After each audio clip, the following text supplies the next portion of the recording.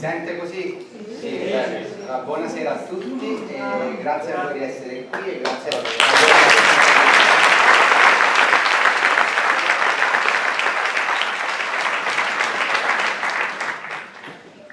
Ho molte cose da dire e ci tengo molto a trasferire tutto il lavoro anche di quest'anno e mezzo in vigilanza RAI. È chiaro che alla domanda rispondo che la RAI non riesce ancora in nessun modo a garantire un'informazione parziale, obiettiva, completa, come dice il contratto di servizio che regola il rapporto tra la RAI e lo Stato, quindi il rapporto tra la RAI e tutti i cittadini italiani. Inizio proprio raccontandovi, partendo da una cosa che ha detto Luigi, persone normali all'interno delle istituzioni. Quindi il 6 giugno del 2013 sono stato eletto presidente della commissione bicamerale di vigilanza RAI. Capite che per me è stato molto emozionante, perché per la prima volta presiedevo nella mia vita, anche inaspettatamente, un organo composto da 20 deputati e 20 senatori, un organo anche così difficile come il controllo del servizio pubblico, essendo il presidente anche di minoranza, perché è una commissione in cui la presidenza va alla minoranza. Questo significa che costantemente nelle votazioni, se il Movimento 5 Stelle propone qualcosa e noi abbiamo altri 5 commissari in vigilanza RAI, automaticamente potrebbe essere bocciato. E allora io cerco da presidente di far lavorare la commissione al massimo, cercando di ottenere i risultati migliori e il più possibile che vanno nell'interesse esclusivo dei cittadini. Quindi sono arrivato il 6 giugno 2013 in commissione di vigilanza e uno dei primi problemi che mi sono trovato ad affrontare era quello degli appalti della RAI, gli appalti esterni della RAI. Quindi che cosa faccio? Convoco come proprio prima convocazione ufficiale tutto il consiglio di amministrazione della RAI. Sono 9 membri e il presidente del consiglio di amministrazione è la presidente Anna Maria Tarantola. Arrivano tutti e 9 in commissione e per la prima volta nella storia della commissione di vigilanza normatizzo una cosa, ovvero che tutte le riunioni della commissione per la prima volta devono essere per sempre fatte in diretta streaming e ci deve essere sempre il resoconto stenografico che è scaricabile dal sito da tutti quanti i cittadini. Quindi non si parla più in una stanza segreta, ma si parla in una stanza pubblica. E questo cambia completamente le cose. Mettiamo un riflettore sul lavoro della commissione. Questo è uno dei primi risultati ottenuti. Arrivano le 9 persone, 9 consiglieri di amministrazione e si inizia una discussione con varie domande e con risposte. Fino a quando a un certo punto un consigliere di amministrazione dice che ci sono 5 società che chiama le Happy Five, società felici, che prendono la maggioranza degli appalti delle fiction RAI e che sono 5 società che negli ultimi 5 anni hanno lavorato maggiormente con la RAI. Allora mi chiedo chi sono queste società, perché sono loro che lavorano di più rispetto a delle altre, e inizio una trafila, una vera e propria battaglia per conoscere i nomi, per conoscere il budget e così via.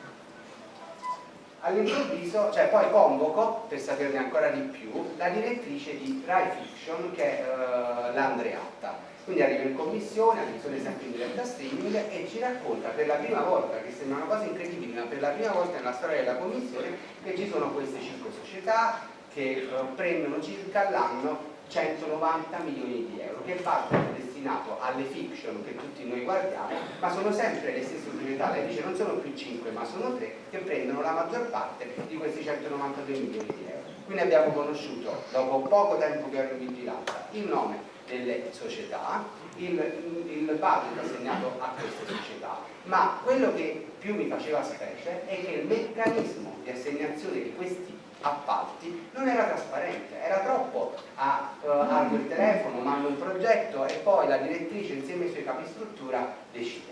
Questo per me non era possibile e quindi faccio interrogazioni in merito, inizio a fare una riflessione su questo aspetto e succede dopo un anno, è una vittoria secondo me che la Commissione ha avuto richiedendo trasparenza, succede questo. Adesso ve lo mostro.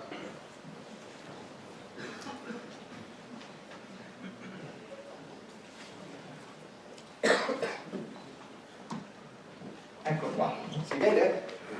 Per la prima volta nella storia della RAI, del servizio pubblico, il nuovo modo di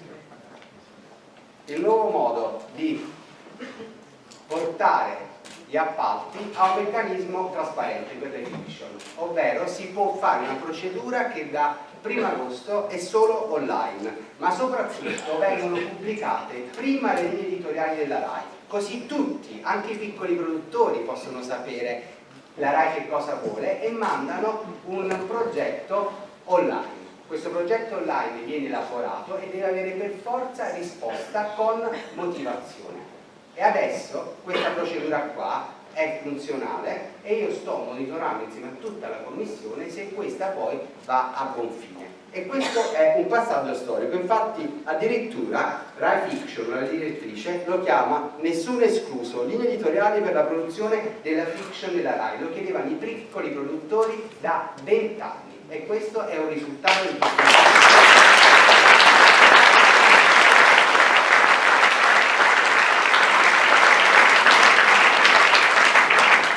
sempre in tema di appalti, chiedendo non solo gli appalti di Rai Fiction, ma tutti gli appalti, quindi la trasparenza in Rai, chiedo tutte le società che intrattengono servizi o rapporti con la Rai.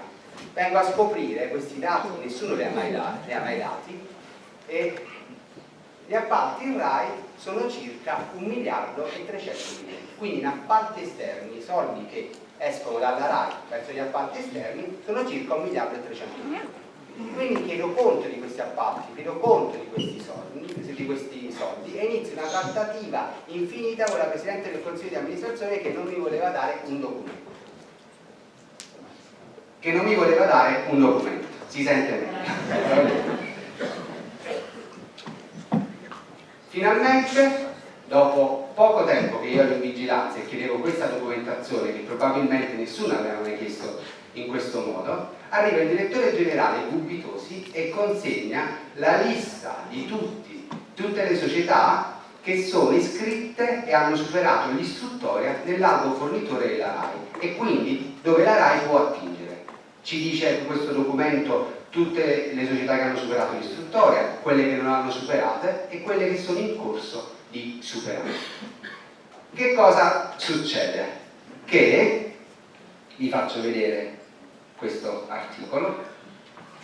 Succede questo: appalti RAI, operazione trasparenza, Gubitosi pubblica l'elenco dei fornitori, in realtà lo porta in vigilanza. Dopo 70 anni cade il segreto sull'elenco delle aziende che trattengono rapporti commerciali e di fornitura con la televisione di Stato. In tutto l'articolo non è citato né il Presidente della Commissione e né nessun commissario che aveva fatto l'interrogazione sugli appalti, in questo caso il senatore del Movimento 5 Stelle che si chiama Alberto Aerola.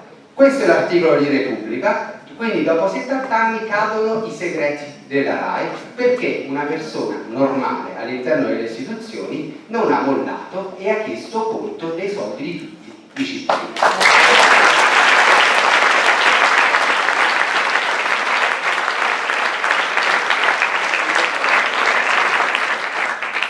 Torniamo indietro, voglio farvi vedere una cosa. Ecco qua. Un giorno leggo un trafiletto sul Fatto Quotidiano. Sì. Adesso arriva. Leggo un trafiletto sul Fatto Quotidiano.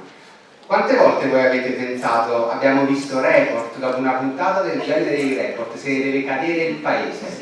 È vero, tutti l'abbiamo pensato, come è possibile che il paese non cade? Perché per Parlamento ci sono determinate persone. Quindi leggo un trafiletto, ma era piccolo, ecco, questo trafiletto qua, leggo sul Fatto Quotidiano. RAI 700.000 euro a Comune di Liberazione per esclusiva meeting dei Rimini. Ci sono 2 righe sotto e finisce là. Ma mi va subito all'occhio e all'orecchio questa cosa. E inizio una estenuante scambio di interrogazioni, risposte su questa notizia che era uscita sul Fatto Quotidiano. Allora, qual era la notizia? La RAI pagava Comunione e Liberazione per 3 anni, voleva pagare Comunione e Liberazione per 3 anni, 750.000 euro in totale, per seguire il meeting di Comunione e Liberazione. Quindi Comunione e Liberazione diceva: RAI, vieni tranquillamente a seguire il mio meeting a Rimini, ma mi devi pagare 750.000 euro. E io dico: ma com'è possibile che un servizio pubblico deve pagare per seguire una manifestazione? Come se noi del movimento diciamo: guarda, abbiamo fatto il Circo Massimo, RAI, vuoi venire, dacci 1 milioncino di euro per 3 giorni. È il mondo all'incontrario, è impossibile questo.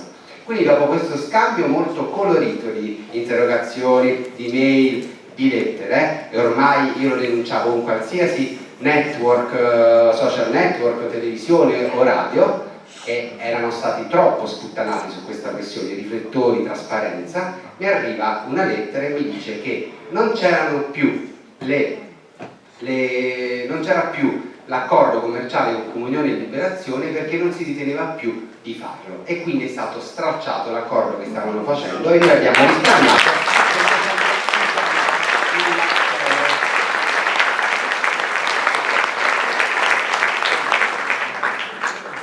Un altro problema che mi sono trovato sul tavolo appena arrivato è il contratto di servizio. Io non so quanti di voi sanno cos'è il contratto di servizio. Il contratto di servizio è quel contratto che per la legge Gasparri regola, purtroppo famigerata legge Gasparri, e che ho anche in commissione, regola commissione di vigilanza, regola i rapporti tra la RAI e il Ministero, ovvero tra la RAI e lo Stato.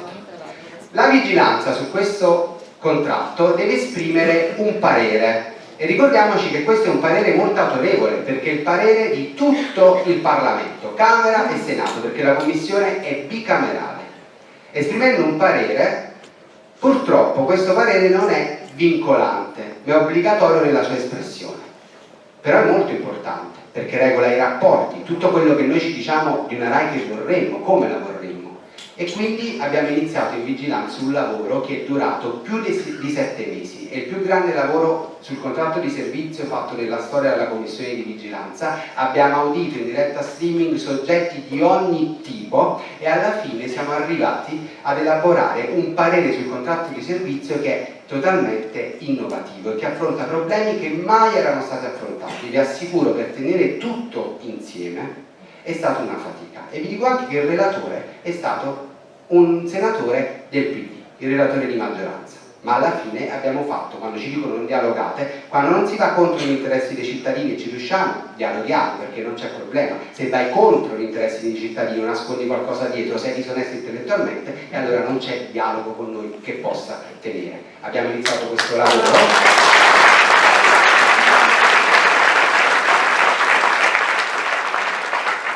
Abbiamo iniziato questo lavoro e siamo arrivati il 7 maggio del 2014, dopo 7 mesi di lavoro e di audizioni, all'approvazione del parere, praticamente all'unanimità. Movimento 5 Stelle, PD, tutti hanno votato a favore di questo parere sul contratto di servizio. E vi voglio leggere le principali innovazioni di questo contratto di servizio. Più attenzione alle esigenze dei portatori di handicap sensoriali. 85% della programmazione delle reti generaliste sottotitolata entro il 30/11/2015. Sottotitolazione di tutte le edizioni dei TG, traduzione della lingua dei segni di un'edizione al giorno del TG1, TG2, TG3 e 2 notiziari al giorno di Rai News. Sottotitolazione, traduzione LIS della programmazione su web. Contrasta le patologie legate al gioco d'azzardo, divieto assoluto di spot di gioco d'azzardo nella televisione.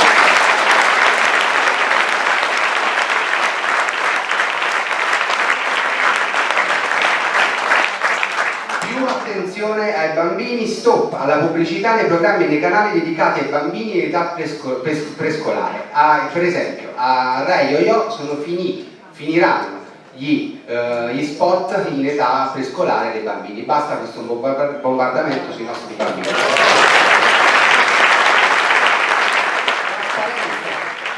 Curricula e compensi dirigenti, collaboratori e consulenti pubblicato sul sito internet dell'azienda, esenzione del pagamento del canone per particolari categorie di soggetti, gli abitanti di quei territori dove al momento non è possibile ricevere il segnale radiotelevisivo, stop al conflitto di interessi di agenti delle star e degli artisti detentori di società di produzione, unico caso al mondo, l'Italia. Un nuovo canale di informazione istituzionale insieme al racconto delle commissioni del Senato e della Camera. Diffusione di una cultura antimafiosa e di rispetto per l'ambiente, valorizzazione delle risorse interne a sostegno dei datori di registi esordienti. Obbligo per il Presidente della RAI di riferire ogni 3 mesi in commissione di vigilanza sullo stato del pluralismo dell'informazione, perché se sono sotto pressione vedete che cambierà anche il pluralismo dell'informazione. Promozione di contenuti che educhino a superare gli stereotipi di genere e di orientamento sessuale. RAI più aperta alle testimonianze della società civile e del terzo settore, più connessa con un migliore portale internet, promotrice delle competenze digitali dei cittadini. Maggiore sensibilizzazione su alcune tematiche come raccolta differenziata, risparmio energetico, traffico illecito di rifiuti. Questo è il parere e il lavoro della vigilanza approvato da tutta la Commissione in 7 mesi di lavoro. E qual è il problema però oggi? Che questo parere autorevole della vigilanza, è il Parlamento che lo dice, giace nel cassetto del Ministero dello Sviluppo Economico e della RAI, che devono ratificarlo, che devono firmare e dare il via al contratto, mentre il contratto è in prorogato dal 2012, fermo lì. E quindi ho riunito l'ufficio di presidenza, ho detto che volevo scrivere una lettera alla RAI e al sottosegretario Giacomelli che si occupa di questo tema e di questo settore. L'ufficio di presidenza mi ha autorizzato, quindi tutti, ho scritto una lettera chiedendo che venga al più presto messo in essere il contratto di servizio, perché così non si molla mai, costantemente.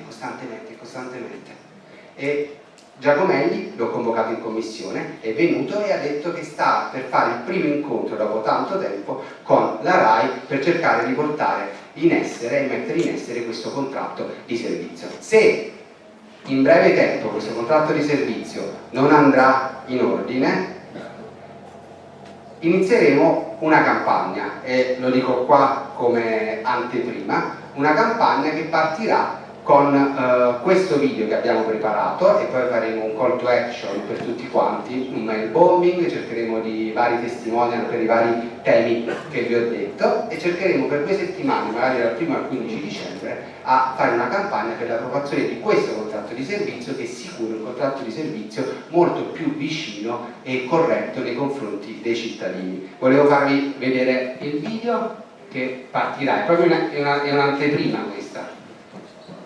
Allora, questo qui,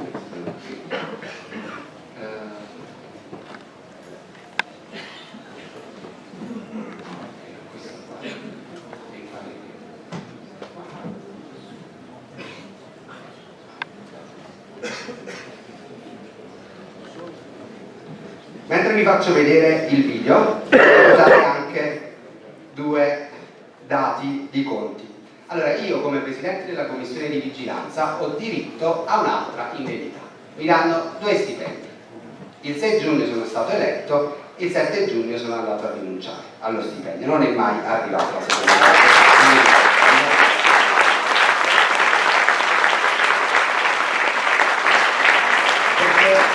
A fronte di una produzione e quindi dei risultati che vi sto facendo vedere, il costo è molto minore, quindi sta andando bene secondo me. Quindi la mia riduzione, voglio leggere i dati perché voglio essere preciso, ho rinunciato e quindi abbiamo tutti risparmiato alla mia seconda indennità, che sono 26.712 euro all'anno, ovvero in 5 anni 133.570.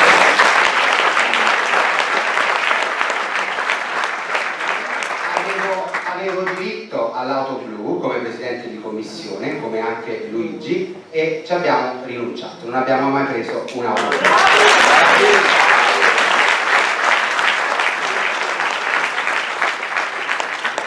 Le spese di rappresentanza della Commissione sono circa 4.000 euro all'anno, non è stato usato un euro, quindi a bilancio è zero a questa voce, e c'è un fondo che ha la Commissione che è di circa 30.000 euro all'anno. Negli anni passati è stato sempre utilizzato tutto, che è maggiore in realtà questo fondo. Oggi, con un lavoro di concerto con tutte le forze presenti in Commissione, se abbiamo bisogno di una traduzione lo facciamo fare da servizi studi della Camera, se abbiamo bisogno di una ricerca utilizziamo la biblioteca di Camera e Senato, se abbiamo bisogno di una sala non prendiamo un bel cinema al centro di Roma, prendiamo una bella sala già nostra alla Camera dei Deputati o al Senato della Repubblica. E con questo metodo, che nessuno ha il coraggio di bloccare, perché sennò sarebbero gli spendaccioni e non se lo possono permettere con me e con noi in Parlamento e in Commissione, sui 30.000 euro di fondo sono stati spesi dal giugno 2013 a ottobre 2014 215,80 euro.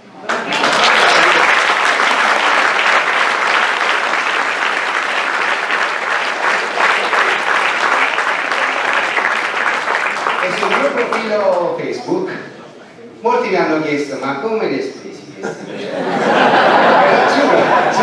C'ho le mail. Il 1° dicembre dovrebbe iniziare questa campagna, sperando che non inizierà mai perché abbiamo approvato il contratto di servizio, ma se no inizierà. Volume.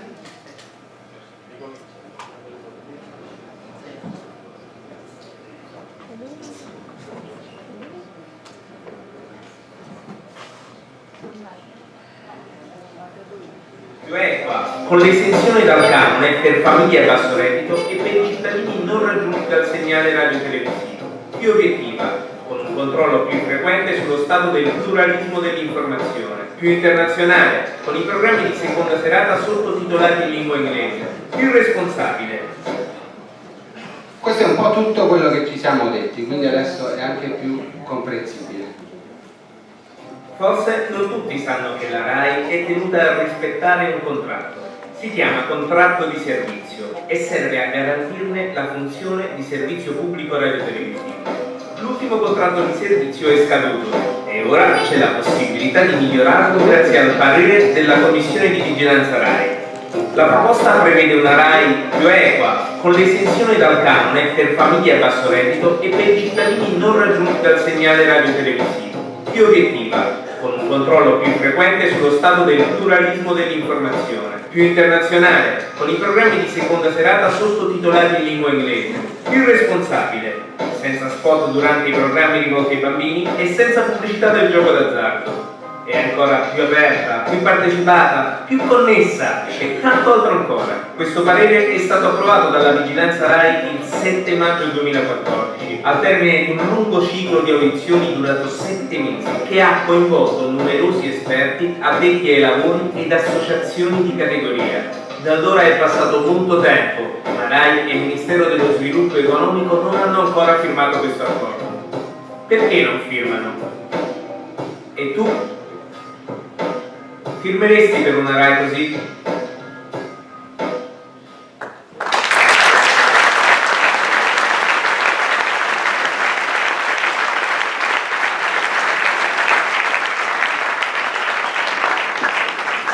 Vorrei darvi 1000 informazioni.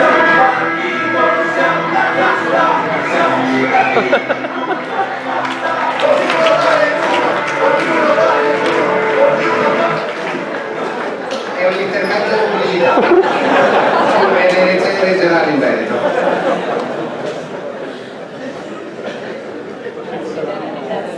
Ecco, a breve, già l'ho presentato in anteprima al Circo Massimo, presenterò, e qui un'altra anteprima anche qui a Treviso, presenterò un sito che si chiamerà più o meno, poi vedremo bene il dominio, ma pluralismo dell'informazione, per farvi capire che cos'è il pluralismo dell'informazione e come vengono trattate dal servizio pubblico, ma ci ho messo dentro alla fine anche le private, anche se io non monitoro le televisioni private, ma solo il servizio pubblico, di tutte le percentuali che vengono attribuite ai vari movimenti o partiti.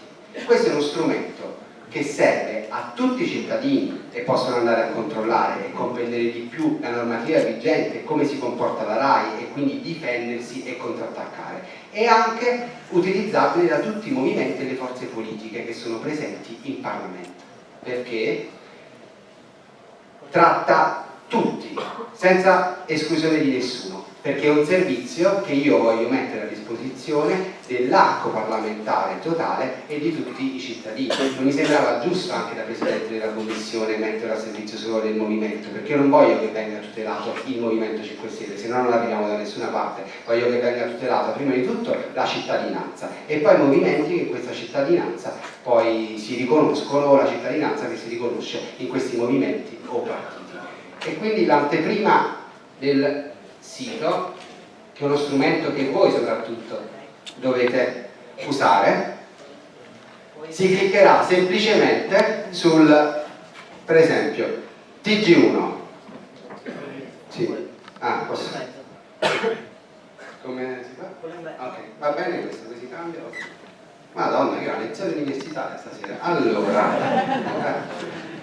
vai un po' più giù allora, grazie. Visibilità, partiti politici nei principali TG nazionali. Qui vediamo che ci sono tutti: Partito Democratico, PDL, Movimento, Lega Nord, Sinistra, Italia Radicali, Nuovo Centrodestra, Per l'Italia, Fratelli d'Italia, Partito Socialista, Autonomia e Libertà, ma quanti sono?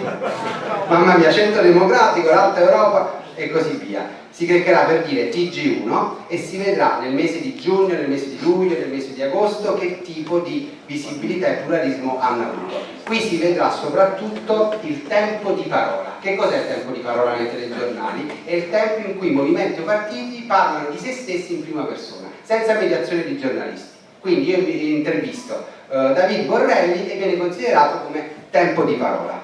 È scomparso il titolo, sono stato io. Tempo... Oh. Stai facendo tu? Ok. Ingrandito un poco. E qui vediamo che automaticamente cambierà tutta la percentuale. Però io sono voluto andare anche, se scorri un poco il sito, puoi scorrere? Se scorri un poco il sito, vediamo che c'è TG1, TG2, TG3, Rai News e poi la media dei totali. Poi abbiamo TG4, TG5 Studio Aperto, TGcom 24, totale Mediaset, TG7 Sky e totale delle testate. Giugno, luglio, agosto ci sarà tutto l'archivio dell'ultimo anno e ogni mese sarà aggiornato. In questo modo tutti i cittadini potranno controllare il lavoro del servizio pubblico. I dati sono dati Agcom, non che mi invento io, ma è l'autorità che deve controllare poi davvero e sanzionare il pluralismo, l'informazione sul pluralismo politico in RAI e nelle televisioni private. Ultimamente, negli ultimi mesi, l'equilibrio e il pluralismo dell'informazione, anche in TG Rai, soprattutto per una serie di forze politiche, è più equilibrato. Ci sono ancora un po' di problemi, ma è più equilibrato. A settembre questo pluralismo non è stato equilibrato, quindi anche nella televisione privata, vi do un dato, a settembre il Movimento 5 Stelle a TG4 è stato, il tempo suo è stato 0%. Questo non è possibile, quindi ormai ho imparato dopo un anno di attività insieme al movimento a preparare i ricorsi all'Agcom. Quindi come si sgarra, escono i dati, 2 giorni dopo sono pronti i ricorsi all'Agcom, che è l'autorità che deve sanzionare. E adesso giacciono all'Agcom 2 ricorsi per settembre del pluralismo dell'informazione TV pubblica TG1 e TG3 e pluralismo dell'informazione sulle televisioni di Berlusconi.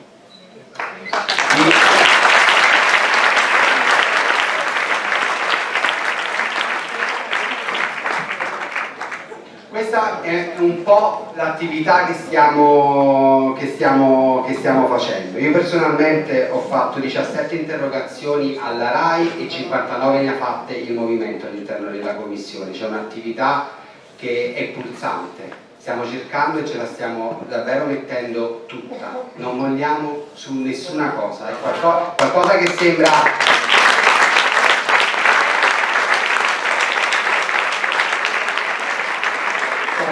sembra dimenticata, poi è solamente in lavorazione, ne andiamo a prendere qualche mese dopo quando il tempo è maturo e man mano esce, come abbiamo visto l'esempio di Rai Fiction dopo un anno, cioè non si molla mai. A volte arrivano queste lettere dopo un anno e dico no, si è ricordato, invece quello è tutto catalogato, ma è così. Sto preparando e stiamo preparando una legge per la governance della RAI, per cambiare il modello in cui si elegge il consiglio di amministrazione della RAI. Vi assicuro che è una legge molto molto complicata.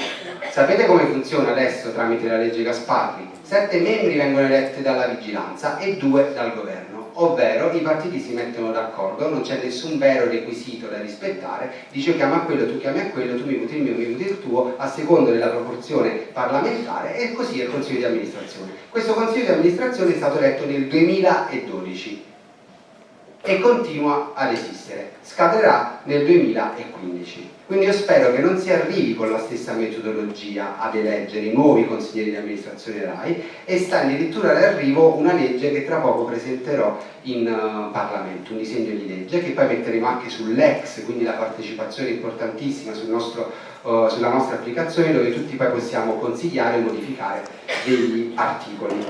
E vi dico che sto facendo riunioni settimanali molto faticose su questa legge perché è tutto molto complesso. Anche qui vi do un'anteprima di come secondo noi dovrebbero essere scelti almeno i consiglieri di amministrazione RAI, e soprattutto in che tipo di qualità positive o negative debbono avere, ovvero requisiti in negativo e requisiti in positivo. Oggi può andare, possiamo dire, chiunque, basta che sei amico del partito. Allora, i consiglieri di amministrazione della RAI in futuro non potranno aver ricoperto nei 5 anni precedenti alla nomina cariche di governo, cariche politiche elettive a qualunque livello, quindi anche comunale, aver ricoperto ruoli e uffici di rappresentanza nei partiti politici, essere stato componente del collegio di un'autorità indipendente, essere stato consigliere di amministrazione, amministratore delegato, presidente di società private operanti nel settore radio-televisivo. Nel corso del mandato prevediamo poi una serie di rigide incompatibilità, per cui i consiglieri non possono esercitare direttamente o indirettamente attività professionali o di consulenza, perché oggi si riuniscono una volta al mese, prendono 240 mila euro lordi all'anno e il lavoro è molto molto poco e pressapochista. Essere amministratore dipendente di soggetti pubblici o privati, ricoprire qualsiasi ufficio pubblico, compresi incarichi elettivi o di partito, essere consiglieri di amministrazione, amministratori delegati o presidenti di altre società, non avere alcun interesse diretto o indiretto in imprese che operano nei settori delle TLC, della televisione, della pubblicità e in qualunque altro settore relativo alla fornitura di lavori, beni e servizi alla RAI e alle sue collegate. Ora, questo è un pezzo della legge per cambiare definitivamente dalla RAI, perché questo è un pesce che puzza dalla testa, e da lì che poi si deve cambiare. Però vi dico una cosa molto importante: ogni volta che provo a scrivere e migliorare questa legge, quello che mi viene in mente è che sono sempre tutte pezze a colori, perché c'è un malcostume nel paese, un malcostume nei partiti, un malcostume nella società.